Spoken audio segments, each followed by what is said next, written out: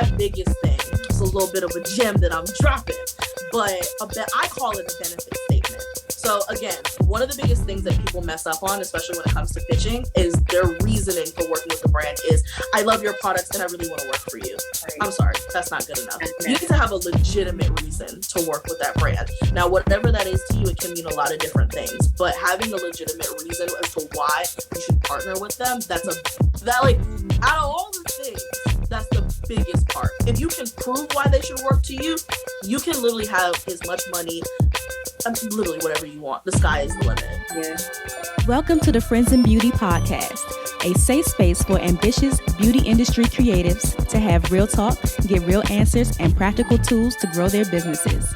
My name is Aquia Robinson, and I'm a makeup artist, beauty educator, and the creator of Friends in Beauty.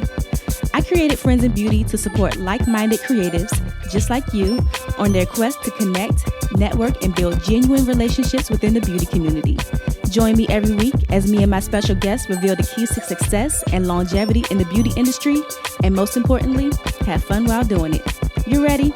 Hey, what's up? It's your best friend in beauty, Aquia Robinson. Welcome back to another episode of the Friends in Beauty podcast. I am so happy to have you here with me, and I hope you're listening to this episode in high spirits and in good health. If you are a friend in beauty, I welcome you to join the Friends in Beauty Facebook community. If you're looking for a community of like-minded, ambitious friends in beauty to virtually connect with, network, and share resources, then click the link down below in the show description to join our community. And I'll be there to welcome you with open arms.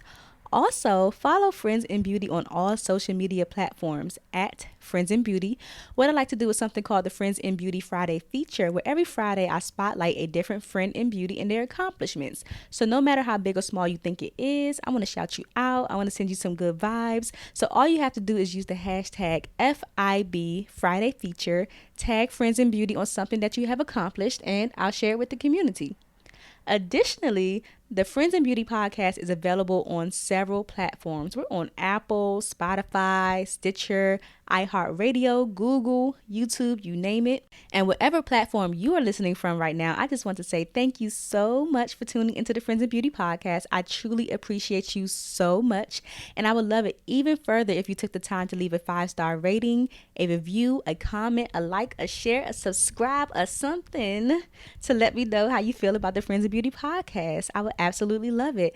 And also, I have to tell you that you should join the Friends in Beauty mailing list tribe if you haven't already, because they are the first to know about all things Friends in Beauty, and I send out different business resources, tips, and advice throughout the week. So if that's something that you're interested in, the link for that will be in the description as well. And last but not least, the most important thing is to share the Friends in Beauty podcast with your other friends in beauty, your family, your friends, anybody that you think could benefit from the information that is being shared. Share away to help me grow the Friends in Beauty community. Now, on this episode of the Friends in Beauty podcast, I welcome Muslimah Carpenter, also known as Moose Loves You, to the Friends in Beauty guest chair. Muslimah is a makeup artist, content creator, and educator based in the metropolitan DC area. She is known for her highly engaging video content, where she showcases her breathtaking makeup looks with her mind-blowing transition videos. After working as a content creator for 4 years and partnering with brands such as NYX Cosmetics, L'Oreal, and Instagram, Moose established her own platform, influenceyou, to help other beauty creators build successful careers. This was such an amazing conversation with Muslimah. She wasn't able to make it to the live 111 event, and I told y'all she would be coming to the podcast soon, and she came through, honey, okay? We talked about all things content creation, and she has me so hyped for the income possibilities. In this interview, Muslimah shares her personal journey as a makeup artist and content creator, the science to creating viral content, whether or not you should be represented by an influencer agency, 3 different ways that you can monetize your content, the elements you should have in place before pitching to brands, the earning potential with being a content creator and how she's educating future creators, tips for transitioning into lifestyle content, and so much more. Like I said, we literally talked about all things content creation, and as usual, I learned so much. So If you're ready to start turning your social media into some coins, this conversation is a must listen. So let's go ahead and jump into this chat with Muslimah. Make sure you share it with a friend. And if you want to see our beautiful faces and Muslimah's amazing glow, that makeup, oh my God, the whole look was just stunning, then tune in on YouTube. Enjoy. Welcome to the Friends of Beauty podcast, Muslimah. Thank you for having me. I'm so excited. First of all, you look absolutely amazing. Thank you so much. Came with the look. So if y'all are listening to this interview, you definitely have to tune in on YouTube so you can see Muslimah's, just the whole look is just giving. It's giving everything. Thank you. Yes, you guys have to see the whole vibe. Yes. I'm so excited to have you on the podcast, girl. Before we jump into the interview, I want to start off with some icebreakers to get us warmed up and so the Friends of Beauty audience can get to know you outside of what you do as a content creator, makeup artist, and educator. Okay. So first one, just give us 3 random facts about you. I'm left-handed. My mom is Jamaican. And what else? I broke my pinky in 4th grade, so like it's kind of wonky and it'll never be straight again in my life. Wait, oh my God. What part of Jamaica is your mom from? Kingston. Okay. My father's from Jamaica. He's from Trelawney. Oh, nice. I think you already bled. Yep. Let's see. I have these pod decks that I like to use. One is a would you rather and a what the heck. It gives you like these random questions. Which one do you want? Give me the would you rather one. Would you rather? Okay. I've been getting some good ones lately. When I first started using these, like the questions were so weird. I'm like, what is going on? So, and I did that one before. Let's see, another one. This says, would you rather spend a year living at a nudist colony or within the Amish community?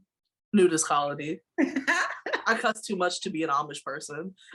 No, that's right. She like, I'm gonna just walk around naked. Yep. Yeah, period. Do you have any pet peeves? This is such an asshole. First of all, am I allowed to cuss? You sure can, girl. Okay. I'm such an asshole about this. One of my biggest pet peeves is people singing along to songs while we're in the car. Mm-hmm. Just, it grinds my gears. If they're singing along and they don't know the words, that's like, just be quiet. Like, nah, I don't want them to sing, period. Because I love music. So like, I want the whole experience. Like, I immerse myself and I'm like, you and your voice it's not pairing well with my fantasy right now. Just... Yeah. I love that. This is a question that always gets people stumped, but when is the last time you did something for the first time? Here's a good one. I'm trying to think of like the beginning of April, because that's when I was like outside with my people. Uh-huh. I don't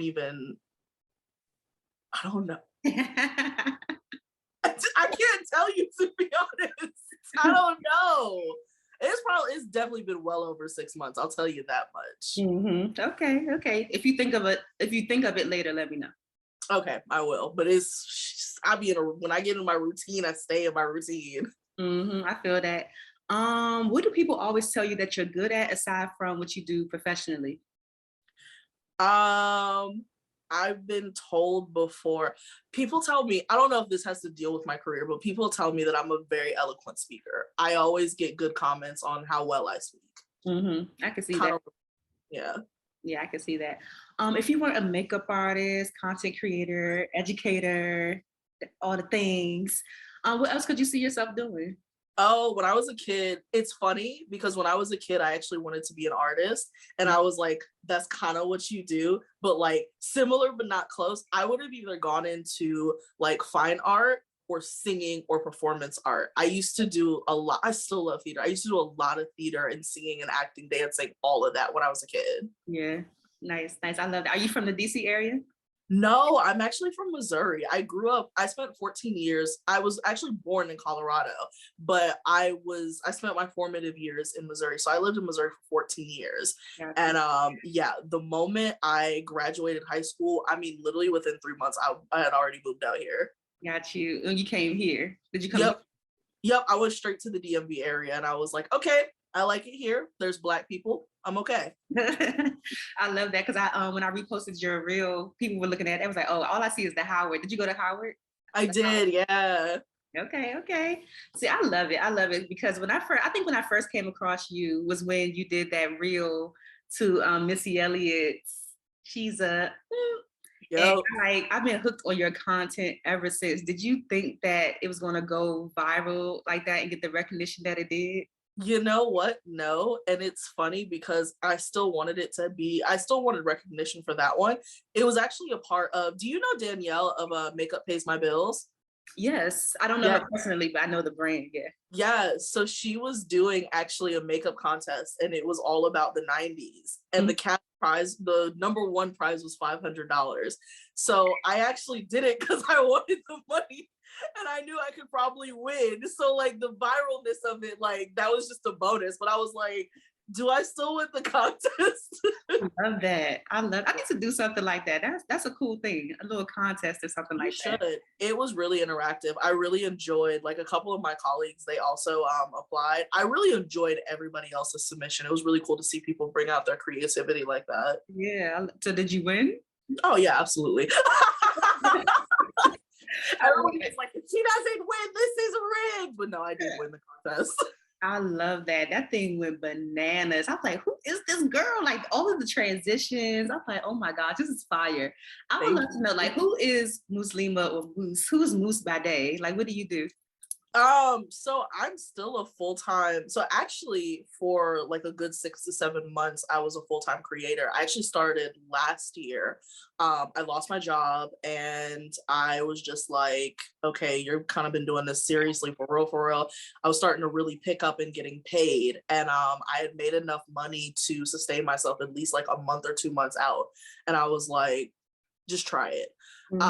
And so all of last year I was a full-time creator. I just decided to actually go back to working part-time. So I'm still a full-time creator. I'm still a part-time makeup artist, and actually like my day job, I work in recruiting for a full-service staffing agency for property management. Oh, nice. Okay. Yeah, so it's a really funny disconnect because like by day I'm like recruiting people to come work for my company, and then all of my coworkers know about me. So when I leave, they're like, "You're gonna do some sponsorships?" I'm like, "Yeah, I gotta put my makeup on." Yes, I love that. Oh my gosh, take us through like a timeline of your journey as like a makeup artist and content creator. Like when did you get started, and like some of your like highlights, would you say? Oh man, so like pretty much like everybody else, my love for beauty really started when I was in high school. So probably around 2010 and 11 was when I found the beauty community on YouTube. So like everybody else, I was obsessed. Jackie Aina was my obsession. I had never, before that, I saw like the white beauty gurus, which is totally fine, but I had never really resonated or learned anybody from anything until Jackie Aina really came on the scene.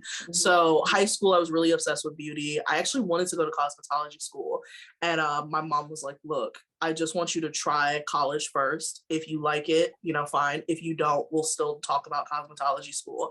And when I went to school, I kind of put it on the back burner, to go to college. I decided to go into communications. So I actually started in journalism, and then I switched over to strategic communications.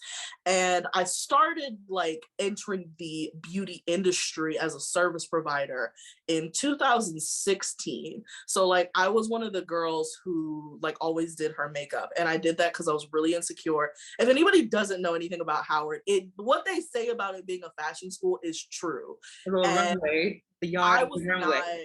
I was not prepared at all. Like I was still wearing beauty supply Synthetica hair when I got on campus, and I was like, everybody was wearing the bundles and going to Fashion Nova, and I was like, who is Fashion Who and who are these people? So I always did my makeup for the confidence aspect. So I was always known as like, she loves doing makeup. And my friends would come to me, like they would go to parties, hey, can you do my makeup really quick?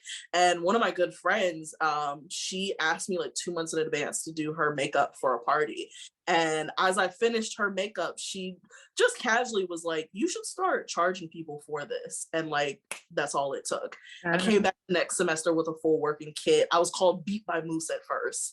And that's when I started my career as a freelance artist. And then the year after that, in 2017, is when I started doing the content creation. I didn't really know what I was getting myself into, like, at all. I just knew, by this time I was a junior in college, and I knew that I liked communications, but I didn't want to go into a career if I could avoid it. So I was really posting on social media, like, as a freelance artist to get, you know, clientele and exposure, but also just, I kind of knew that I had something special. And I know everybody says that, but I kind of knew that I had something special in my artistry, and I wanted to practice, but also just expose myself to different opportunities. Yeah. So 2017, I always call is like the official start of like my content creation career. Like everybody, I fumbled, you know, I did a little bit of this, a little bit of that. And then 2018 in the spring was when I actually created my very first video. And my friends at the time, they encouraged me because I was only doing photos. And like most people, I was afraid to do the videos because everybody says how long it takes to edit. And they were like, you know, my friends at the time, they had already clocked it. They were like, I think video is about to be the new thing on social media. Like, you need to get into it. And I made the first video. I did a little snap transition. It was horrible.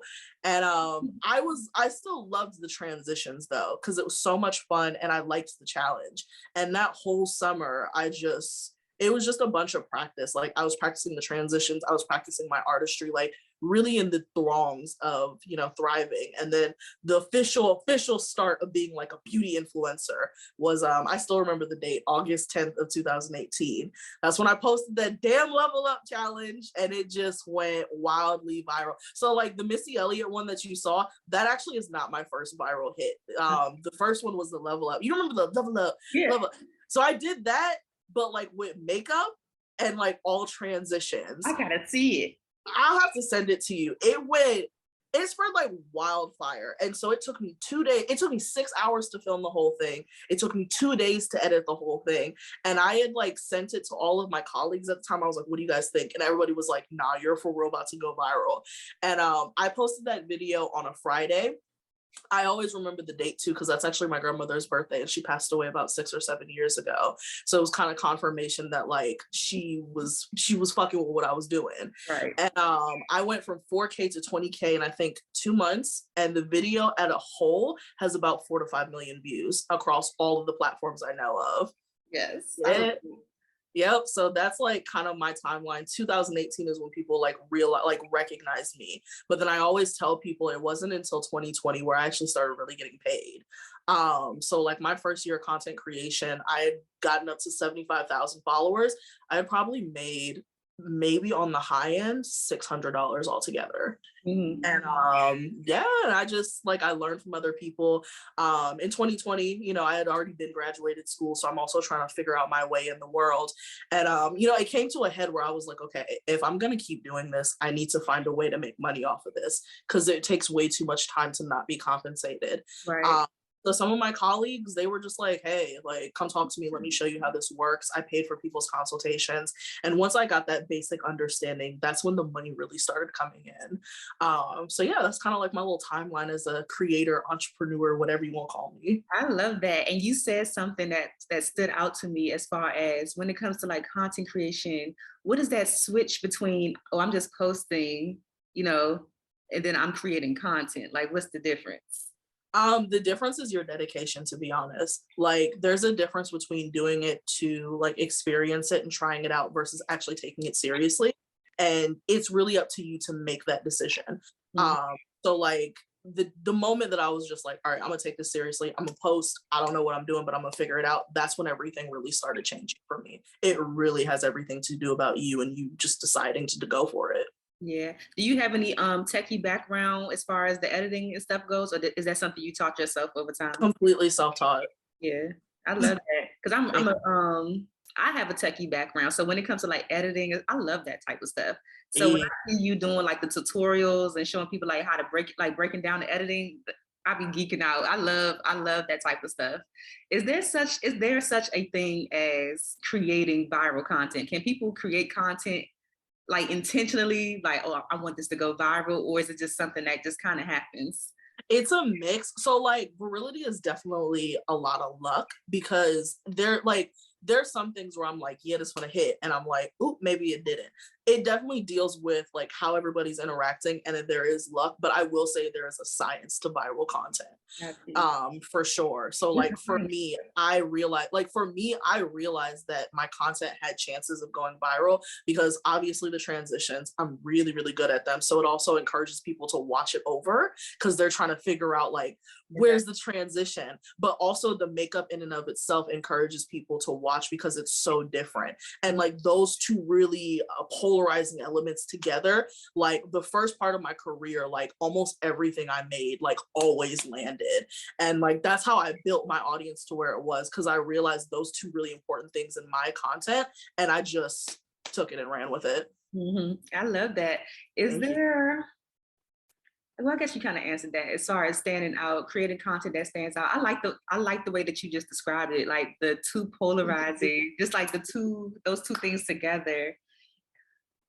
I love it. Cause I'm just thinking about my questions too. Cause like part of this podcast is like, I'm finding out information for myself too, as well as my friends in beauty. But I would love to know about monetization.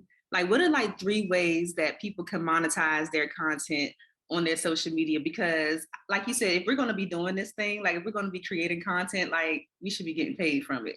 Absolutely. This is my favorite question, because like I said, it's one thing to create content for yourself, but to create content on a professionalism is completely different. And like I said, if you're spending all this time filming, editing, engaging on your platforms, there should be some money coming out of this. So one of my favorite ways, people feel a different way about this, but one of my favorite ways is the brand partnerships. I know everybody feels differently about, oh, well, this person this way, this person that way. Look, I paid off, not even paid off. I paid my rent in full for a good 6 to 7 months, just solely, and not just, at first it started with just rent. I was like, oh, I can make my rent money. Then I started making like all of my monthly expenses money through maybe 1 or 2 brand partnerships. Like if you connect with the right brands, you can really make a lot of money, especially now that I work part-time. I have the financial goals, man. I decided this year that I was going to get rid of all my credit card debt, because I want a bigger apartment. I just, I want more for myself. And because I went back to work part-time, but was still working full-time as a creator, I just knocked out one of my credit cards 2 days ago. And so now I'm like over the limit, like over halfway finished with all of my credit card debt. That would have not been capable if I wasn't partnering with brands and making the money that I was. So that's always my first one. Like, say what you want, but you work with the right person that actually respects you, the dinero's in. A second way that's really underestimated, and I still don't know a lot about this one, but affiliate marketing as well, especially if you're a makeup artist. Or just anybody who deals with like actual beauty product or just products as a whole. Affiliate marketing is a really great way to get started. And I think the biggest misconception that people think about affiliate marketing is like, don't get me started. I was just talking to another colleague about this. There's so many misconceptions about being a professional creator, because we saw the first wave of like the beauty guru YouTube era, right? And I noticed that a lot of people, when they try to enter the industry in 2022, they're trying to apply the same techniques that worked in 2014 into this realm. And I'm like, it's a completely different industry. So most people are under this idea of, oh, I just need 1 or 2 codes and I'm going to make all my money. It doesn't necessarily, depending on who you are, but it doesn't necessarily work like that anymore. So I always say, like, have a handful of discount codes with like products that you genuinely love and appreciate, especially for my makeup artists who are listening. That's a really great way to build passive income if you're creating content consistently. So that's my second one. And then my third one is, I'm going through my Rolodex. There we go. Earned media revenue. So the creator fund or IG Reels bonus. I actually just got approved for the Instagram Reels bonuses. Facebook plays as well. I've seen people make a lot of good money as well. And so basically you're getting paid, in layman's terms, you're getting paid per view. And so it's not really that one. I see same thing. A lot of people try to rely on that, kind of like how creators back in the early 2000s were relying on AdSense. I wouldn't necessarily rely on it as a full form of like income, because you really got to work to get that kind of income coming in. But if you have other elements of your business or your brand, earned media revenue is always great. So like Instagram and TikTok and Facebook, and still even AdSense, you can still generate a considerable amount of money doing that. So those are my 3 things. I love that. As far as like micro influencers, are they out here making like coins too? Because I know a lot of people feel like, well, Muslimah might have like all of these followers, so that's the reason why she's able to make, you know, that kind of money. What about people who have like a smaller following? Let me tell you, one of the biggest misconceptions is following count. Now, don't get me wrong. For me personally in my brand, especially with how unique my brand is, and especially because it's not necessarily marketable in the traditional beauty world, for me, having a large audience does help because I'm not really that marketable. I do something very, very niche that's not it's not really a fast sector of the beauty economy, right? So for me to have that kind of reach makes it a lot easier. However, if you're branding yourself effectively, I mean, I still know people with a third of my following literally making twice as much as money as me.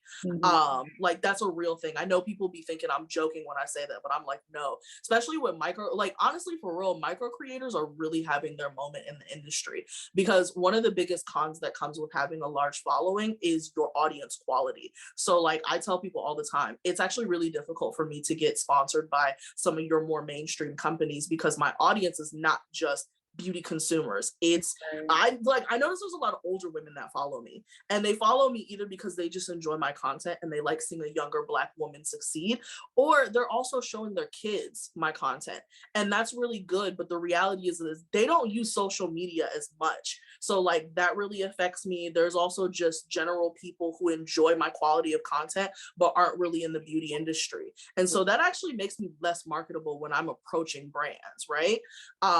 And so, like I said, especially with having a large audience, you have to deal with that, but also like bot accounts, inactive accounts affecting your audience quality and affecting your reach, versus a micro creator who might only have, let's say 20K, but has like a 10-20% engagement rate, and like 3-4, I would even say like easily 400,000 reach within a month. That's a lot more lucrative to a brand versus somebody like me who's got this mixed audience and not as much reach. So I be telling people it's not about the vanity metrics. That's what we call it in the industry. It's really about those I call them vital metrics, like your reach and your engagement rate.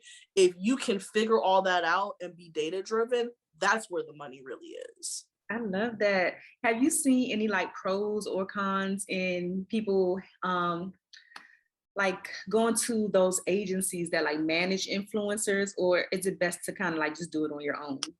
So boom, here's the tea. So I've actually worked, that's kind of been a new thing for me. I've actually worked with 2 agencies now. So last year I was actually, rewind to like October 2020, I was reached out to an agency. And at first they were only giving me individual contracts. I'm assuming for contracts that they couldn't find their own Rolodex of creators to do. But I knew that they were kind of auditioning me to be on their official roster. So I think after, I would say 4 or 5 sponsorships, they offered me a position on their actual roster. And they really liked me. So they were like, you'd be one of our premier creators. We'd make sure you had everything, blah, blah, blah, blah, blah. So I signed that contract, I think in July or August. I have not received a sponsorship since. Wow. And then on the other front, I am now a part of another influencer agency. So this one I actually paid for. I actually really went on a limb. It's expensive. I actually pay, and I got the discount. I actually pay $400 a month to participate in this one. So this is an experimental phase for me. They are, I don't really have much information to provide because it's still very new. I've only been with them for a month, but I do like the service that I'm receiving because they have their own audience of like agencies, or not agencies, but brands that they partner with. So I know that they are working on a pitch deck for me. That also comes with media press as well. So I'm one of the people that's paying for the articles, but especially for my coaching service that comes out, I really wanted that exposure for myself. So that's something really wonderful. And I'm curious, I'm curious to just see what they do with the brand collaboration part, because they said that they have pitched and some brands have said they do want to work with me. I just haven't gotten that information yet because they're still in negotiations, but it is going to be interesting to see what that yields. So I would say when it comes to working with an agency, I think once you get to a certain level, it is definitely required, because those agencies, say what you want, they do have a lot more negotiation power when it comes to talking to those brands. So that's always a good thing, and especially if you are like more of a like just straight creator where like all of your income is coming from content creation, it is really beneficial to have somebody just leverage the business aspect and you focus on the creating. But to be honest, most of the creators that I know that are colleagues of mine, we all, well, I guess I don't count anymore, but most of them, you know, they manage their own career on their own, or they have like a friend or family member, or even their assistant sometimes manage their career. So I think it depends, but I think honestly, if you feel comfortable, you can manage your career on your own. And I mean, even though I still work with that agency, I still have some brand partnerships that I worked with before them, and I still negotiate on my own terms and just manage those relations. So it's a plus, but it's not, I don't think it's a requirement. Yeah, got you. I was about to ask you something else pertaining to the agency. Oh, what's the typical percentage that they take? They usually take 20%. 20? Okay, I was gonna say 20. Ooh, 20, okay. It better be a big number. Y'all take it about 20%. Okay. And that's why I'm curious, because I'm like, I don't mind y'all taking like 20% off the top, but my biggest thing is I'm like, okay, how much money are these sponsorships going to be? Because I already know what my rates are. Like my video content starts at I think $1,500 now. Like I already know what my rates are. Let's see what y'all can do, because I was making decent money on my own. So let's see what y'all got. Yes. Like, what is the process for people to pitch to brands on their own? Like, what should they have in place prior to like reaching out to them? A media kit, first of all. That's like your resume as a creator. Media kits are super, super important, especially if you're reaching out to somebody on your own, like for the first time too. Media kits are a big one. Also your metrics. So I always say like have your audience reach definitely on file. And my biggest thing, it's a little bit of a gem that I'm dropping, but I call it a benefit statement. So again, one of the biggest things that people mess up on, especially when it comes to pitching, is their reasoning for working with the brand is, I love your products and I really want to work for you. Right. I'm sorry, that's not good enough. You need to have a legitimate reason to work with that brand. Now, whatever that is to you, it can mean a lot of different things, but having a legitimate reason as to why you should partner with them, that like, out of all the things, that's the biggest part. If you can prove why they should work to you, you can literally have as much money, literally whatever you want. The sky is the limit. Yeah, I love that. Oh my gosh. Because I was watching somebody's video the other day. She was giving like the breakdown on media kits and everything like that. So I thought I'd ask that, because most people, they really don't know what it takes to like get these sponsorships and stuff like that. They think that they just email and, you know. It's a completely different world. Like I can definitely, and that's why I tell people all the time, that's why I wanted to create this class. Me being a creator for the popularity versus me being a creator for the professional, like, to be honest, for the money, two completely different worlds. Yeah, got you. I don't know why my questions are slipping me like this. Maybe because I'm so excited. I'm just so excited to talk to you, because content creation is like something I'm really, I had to change like my mindset around it, because at first it was feeling like a chore to do content. But I think once they created Reels, it was like, oh, this is fun. Like I can do this. This is on and popping. What about like the confidence factor of creating content and pitching to brands? Because some people might feel like, okay, I do want to be a content creator and I want to make money, but they might not be as confident in their ability to like convert people. Ooh, that's a great question. I think that confidence comes with experience. And to be honest, it also comes within yourself, because if you can actually believe it, even I get stressed out about like pitching myself to sponsors.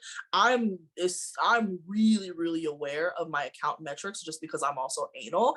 And because I know that like my reach and my audience is not necessarily where it could be for other people in my demographic or area, that does really stress me out. Also, the idea of like the marketability factor.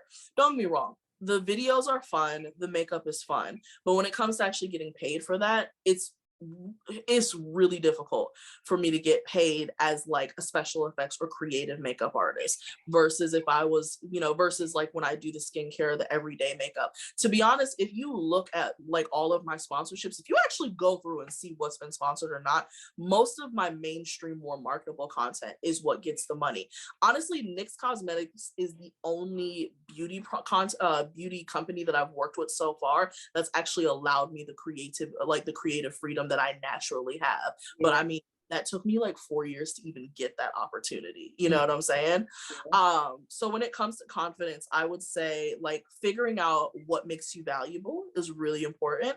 And then kind of building your brand over what makes you valuable. And also just having, like I said, that inner peace and that own confidence within yourself. That's why I tell people all the time, don't focus on the likes and the views and the followers, because those are so surface level, right? And if you get stuck, I mean, most people that I know that don't want to pitch to brands or are afraid to, they think that they don't have a lot of followers or they don't have enough. And I'm like, I know nano creators with well under 3,000-4,000 followers that are still making same amount of money, more money than me. So yeah, like I be telling people, I've seen people way smaller than me before. I mean, get opportunities that I'm even like, how the hell did you get there? Right. So figuring out what makes you valuable outside of those surface level things will also help you, give you the confidence. And I tell people, especially within the content creation world, like know and understand how the industry operates, and then that confidence can always come. Because most people think, ooh, likes, followers, money. That they don't even correlate. Mm-hmm. I just thought about something else. How legit are those emails that get sent out like for you to partner with brands? I get a lot of emails that say like, hey, you want to try out this shoe, or you want to try out this lip gloss, like click here to sign up for. And I just always ignore them. I really do. It depends on the company. And like, that's also another thing, doing your research as a creator. The Amazon, I'll say straight off the bat, most of those Amazon companies, don't do them. If they're really obscure and you go on their page, there's not a lot of engagement or testimonials, especially on the website, it's probably a scam. But if it's from a small owned business, then it's probably not a scam. Okay. Like anybody who just doesn't have a lot of authentic engagement or reviews, like that's kind of like, ooh, maybe not. And like I said, the Amazon reviews, those are usually always a dub. Yeah, got you. I feel like, well, you talked a little bit about the style of makeup and stuff that you do, but I feel like your aesthetic for your content is really unique. And I can't like really put my finger on it. Like, how would you describe your aesthetic as a content creator? And like, how did you go about like landing on like, this is Moose's thing? Because it's very like, if I saw a video, like I would just automatically know it was yours kind of thing. Like it's like a very specific look that you have, I feel like, with your content. Yeah. I would say definitely the transitions. And so for me, it's funny that you say that, because like it's very specific, but I actually don't really like it, to be honest. Because it's like I said, it's not as marketable. And like that's kind of the biggest thing that's been in the back of my head for months now.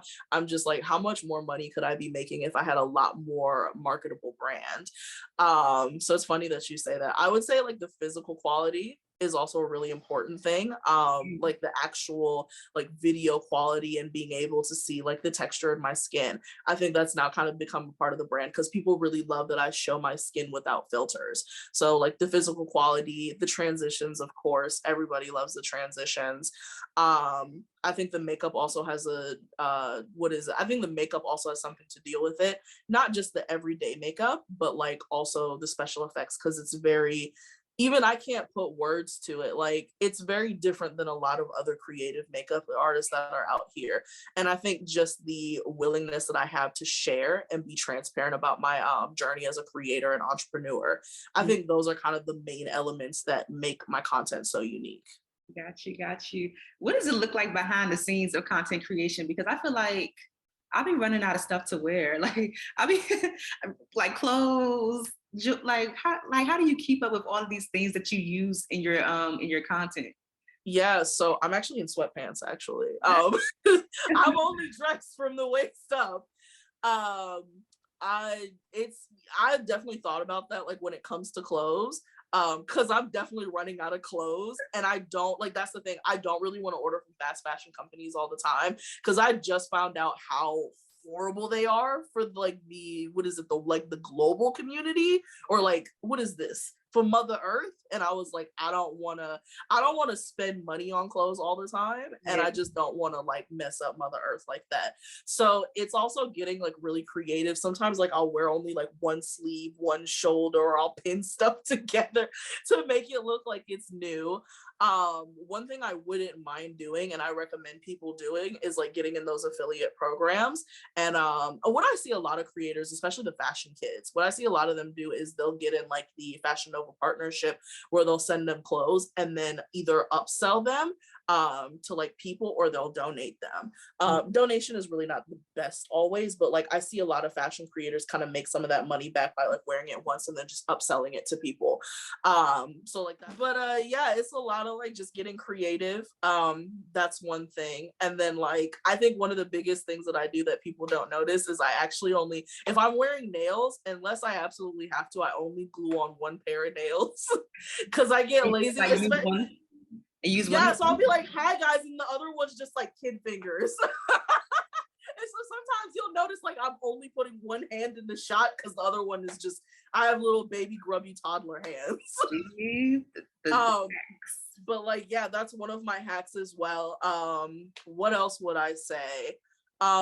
Just being like dressed, like I said, from the waist down is another one.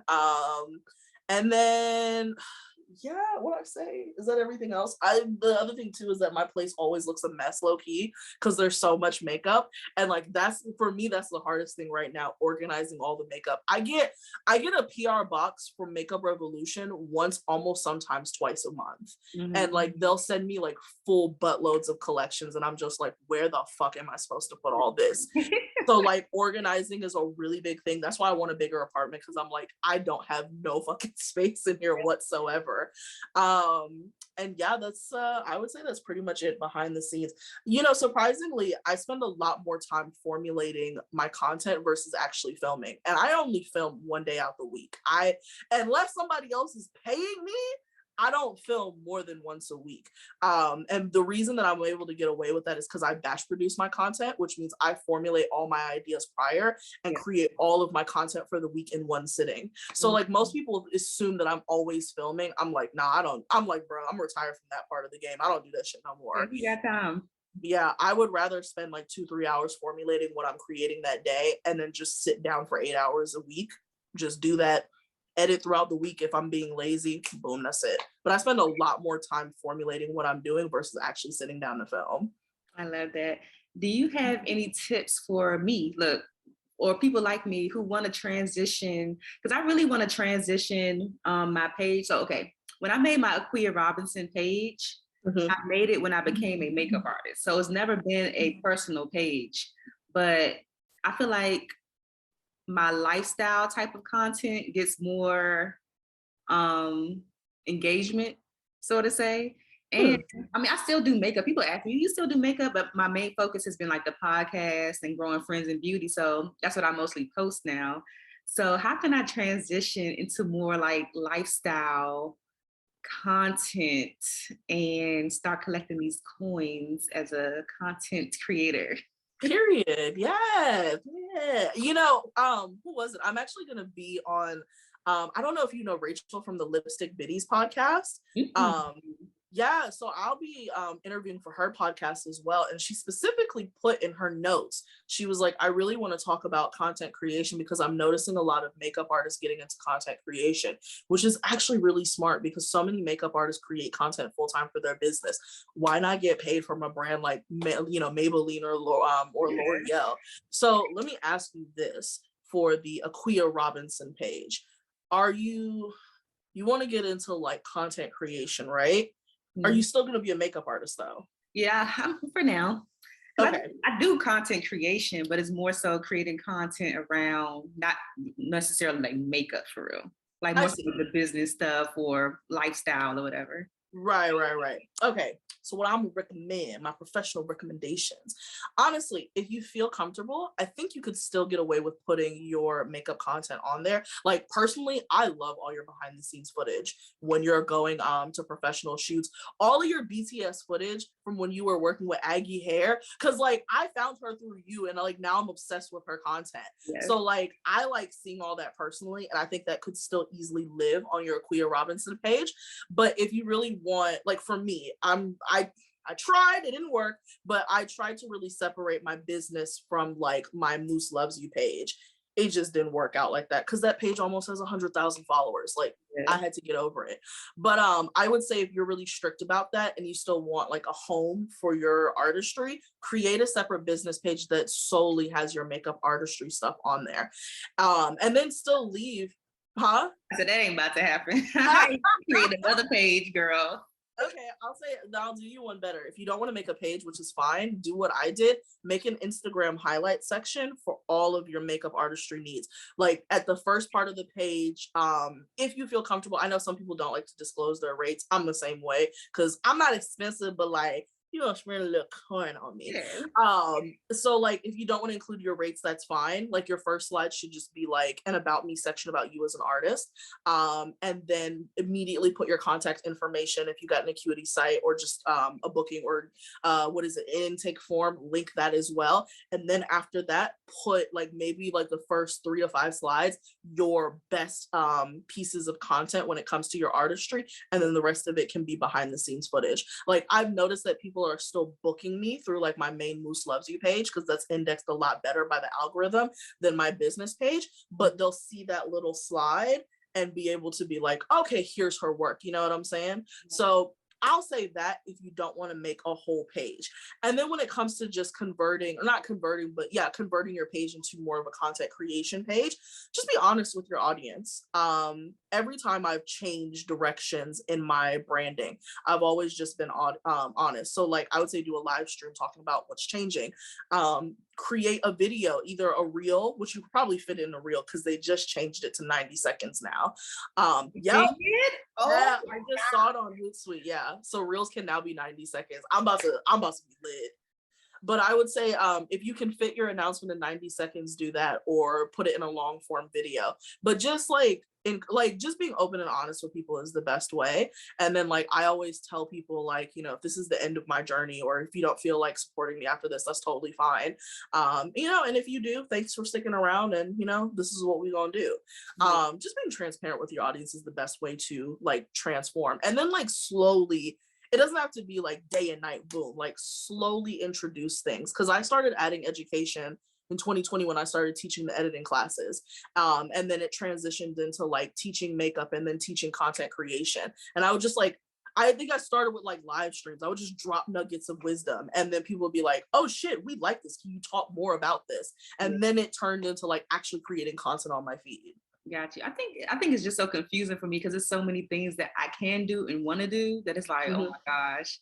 Because even the editing thing, there's a video that I have, as quiet as it's kept, but y'all hearing it on the podcast if you want to check it out. The video on my YouTube channel that has like the most views and comments till this day, I don't even know when I filmed that. It might be like over a year. It's a video that I have about recording and editing a podcast. That makes sense. That makes total sense. Has so many comments, and I'm like, this is something I need to look into to figure out how I can make some money off of this, because the comments are very like consistent with like, you explained this like so easily. Like I was about to give up. I was not about to do a podcast, but the way that you explained it, I've been editing my episodes and I'm good. So I'm like, it's so many things that I can do that I'm just like, ugh, girl. That makes total sense to me. So like one of my other favorite people, I know this woman probably thinks that I'm a stalker. Tayana Robinson always says, you will make more money versus what you know versus what you do. And that's why it doesn't surprise me that that podcast video blew up, because it was teaching something that people don't really talk about. And especially when it comes to video editing, as you've seen already, a lot of people are really in the dark still about editing content efficiently. So like, and here's what I tell people all the time, especially as a creator, the more specific and like just kind of tight I'd say your brand is, the easier it is to monetize. I'll be honest, like the more condensed it is, the easier it is. However, if you want to add different elements to your brand, it is possible. You can add as much as you want. As long as it's communicated effectively, then you're fine. Because like I do a whole bunch of stuff. I do everyday makeup. I do special effects makeup. I do makeup education. I do content creator education, video editing. At one point, I was still doing plus size fashion, you know, stuff like that. It's a lot of shit, right? But the way that I communicate it, nobody really has a problem because they're like, oh, that makes sense. She does makeup and she teaches it. And she's good. And I'm like, yeah, that's pretty much it. So it's really all about how you communicate with your audience as well. And that can be done through a lot of ways, but like also throughout your content. So I tell people all the time, if they book consultations with me, like, I'm like, okay, this is like, I had one lady, she was a lash technician. I really loved her lashes. And I looked on her page and I was like, okay, I see some of your lash stuff, but there's also a lot of lifestyle content in here that's confusing me. And if it's confusing me, then it's probably confusing potential audience members. So also like the biggest thing is really conveying your brand through your content and having your content be on brand to communicate with people and help them to understand who you are and what you do. I just love this so much. You talked a little bit about education really quick, but I want to talk about InfluenceYou. Like, can you tell us a little bit about what you're doing over there? So boom, the time has come.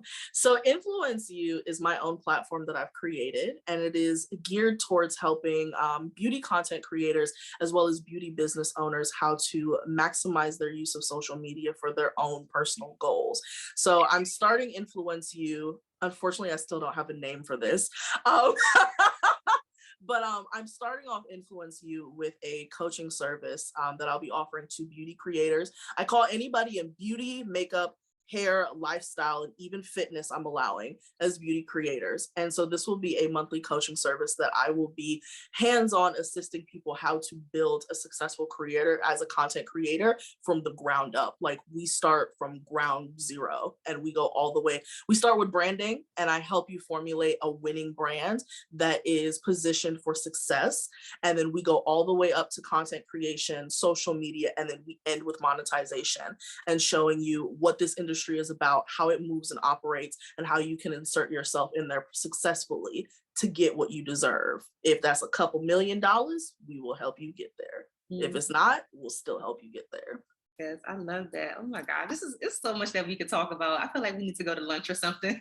I mean, look, I know that I'm really hard to catch. I'm kind of a recluse, I'm not gonna lie, but I'm trying to do better at being social with other people. So if you really want to go to lunch, like I'm already down for it, for real. What area are you in? Where am I? I'm in Laurel. Okay, you in Laurel. She out there. No, you ain't that far. You're like 30 minutes, but we'll link up, definitely. What do you want your legacy to be, Muslimah? When this is all said and done, like, are you working towards like your legacy? Yeah, I think I am. Like, honestly, I just changed directions. I thought for the longest I knew what I wanted. You know, I like everybody, to be honest, like everybody else, I wanted to be like the next coming of Jackie Aina. And I really thought when I started creating content that was going to happen because everybody around me swore up and down. They were like, you're going to be the next beauty influencer. Like, it's going to happen for you. And I thought for the longest that I was just going to be a really successful content creator and I was going to teach people.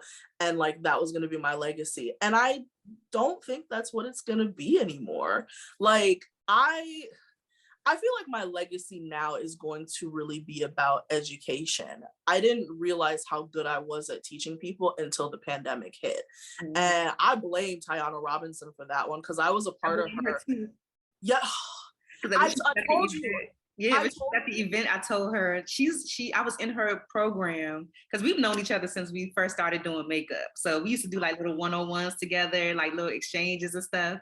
But then when she started her coaching program, I entered into one of her coaching programs and she was the first one to help me put on my first class. And that's when I realized like, oh, I'm an educator. Like I had no clue. And ever since then, it's been. So yeah, we blame you, Tayana. Yes. Yep, we blame you. Like, I know she's probably like, this girl is crazy, but like Tayana, for me, let me just give her a shout out for a second. Cause I was really upset that I missed your live taping because I wanted to be there, but I've met her before, but I wanted to see her again. Yeah. But like when I first heard of Tayana in 2017, she was one of those first makeup artists like Danessa Myricks and AJ Crimson that showed me like the power of makeup. I did not realize makeup could look so good on dark skin. Mm-hmm. And it was like, I was obsessed with, that was when I was in college. Anytime I had the money, even if it was for her $25 workshops, I enrolled in every single thing. And when I left school, I actually spent my graduation money on, it was Makeup Mogul University at the time, but I spent my graduation money for enrollment for Makeup Mogul University and completely changed my perspective on what I was doing. And it was like, I was actually putting together an offer for graduation makeup for 2020. Yeah. And when the pandemic, like, she was just so awesome throughout the whole pandemic, because when the pandemic hit, all of us were working on our offers and all of that shut down. And she was like, wait, nobody worry. Like, I'm going to teach you how to teach classes.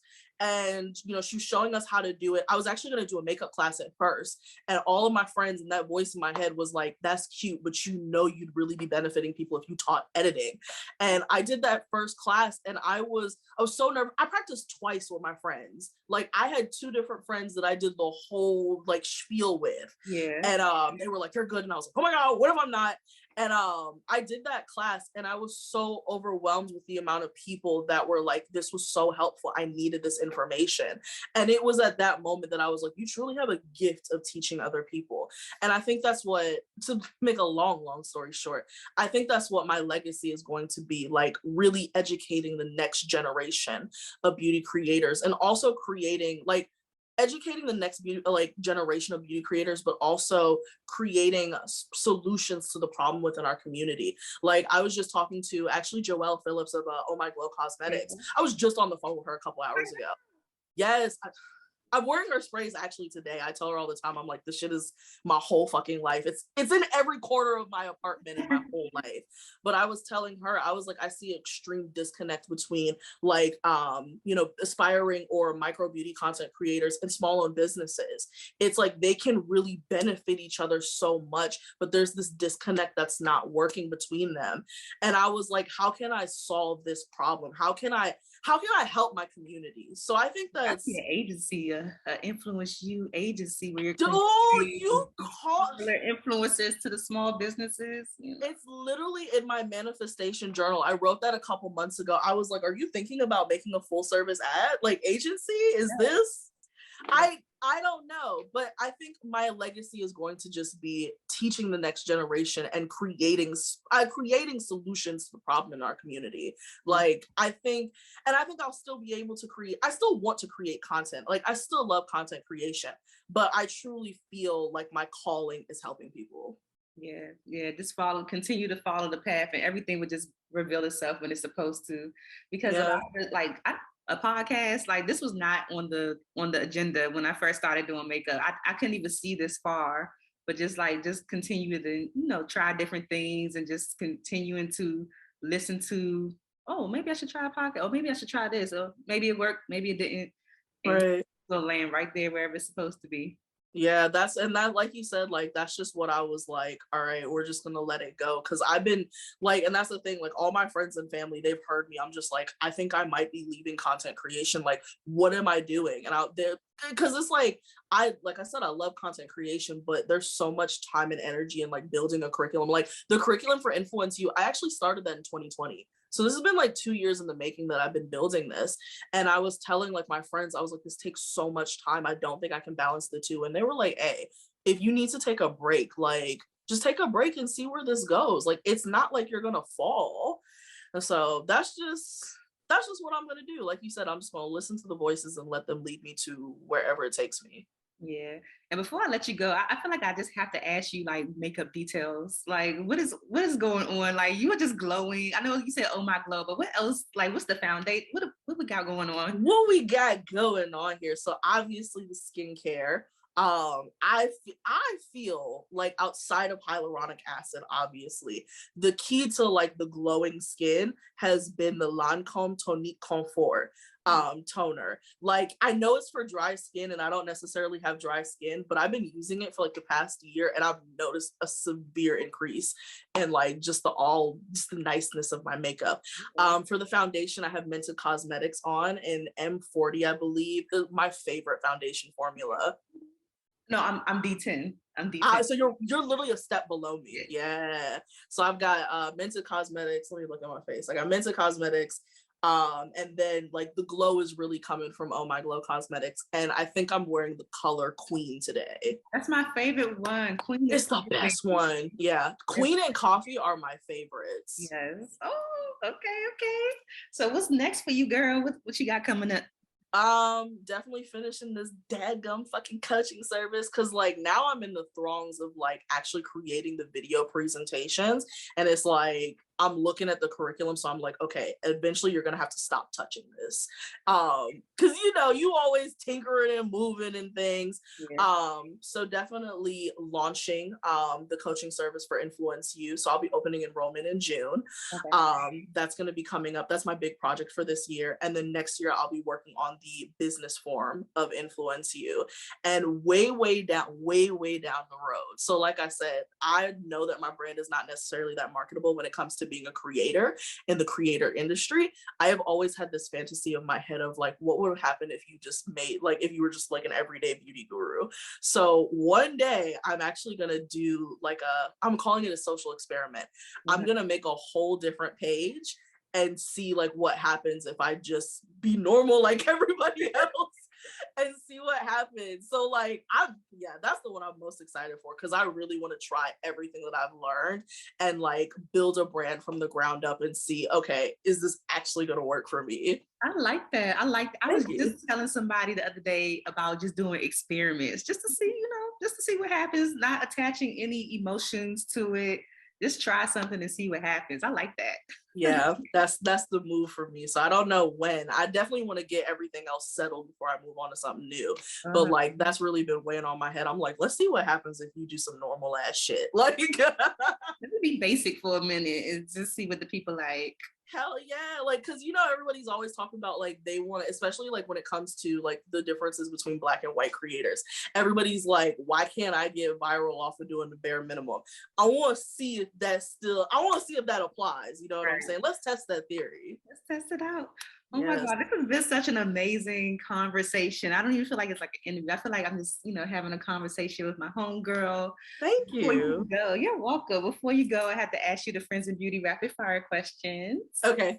So whatever comes to your mind first, just, spit it out. This might be dangerous, but okay. All right. What are the top 3 keys to your success so far? Hard work, humility, and a general love and desire to learn everything. I love that. How do you measure your success? How much money can I make for doing the bare minimum? Yes, I need that formula. What's the best advice you ever received? If you fail to plan, you plan to fail. Tayana Robinson, of course. And it's so true. I've heard that over, and it really is true. What advice would you give to another content creator right now who has been, trying their hand at content creation for some time, but they're not seeing the coins roll in the way that they want it to roll in? Take a break, evaluate your brand, be data-driven. Be data-driven. They don't be looking at them numbers to know. And the numbers never lie in anything you do. Absolutely.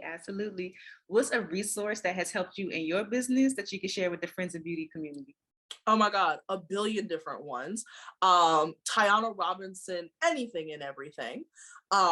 Even if you're not a beauty creator, if you sell anything in any entrepreneur endeavor aspect, that's the woman to go to.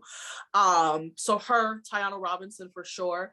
I would also say if you're interested in artistry, especially airbrushing, I'm actually enrolled in a Beauty by Annabelle J's airbrushing class. It has been super duper amazing. Okay. And yeah, those are my two like main places that I've been learning right now. Okay, I love that. Thanks for sharing that. The last one, I just want you to fill in the blank and say my name is blank, and the key to longevity and success is whatever you think it is. My name is Muslimah, aka Moose, and the key to peace and longevity is internal peace of mind. Ooh, internal peace of mind. I like that. That's the first. Okay, I love that. Yeah. Before you go, share your social media or wherever you want people to connect with you. So everywhere, I be staying preferably on the Instagram and the Clip Clop TikTok app, and they are all Moose Loves You. And so that's going to be MOOSELOVESU, all the same. Yay. Thank you, Muslimah. Of course. Thank you so much for having me. I really appreciate this. You're welcome. Thanks for listening to the Friends in Beauty podcast. Don't forget, sharing is caring. Share this episode with at least one friend in beauty, and subscribe, rate, and review on Apple Podcasts so that other friends in beauty can find this show. Plus, we'd love to hear your feedback. Connect with us on all social media platforms at Friends in Beauty, hashtag Friends in Beauty to join the conversation, and join our Friends in Beauty Facebook community to stay connected. Talk to you soon.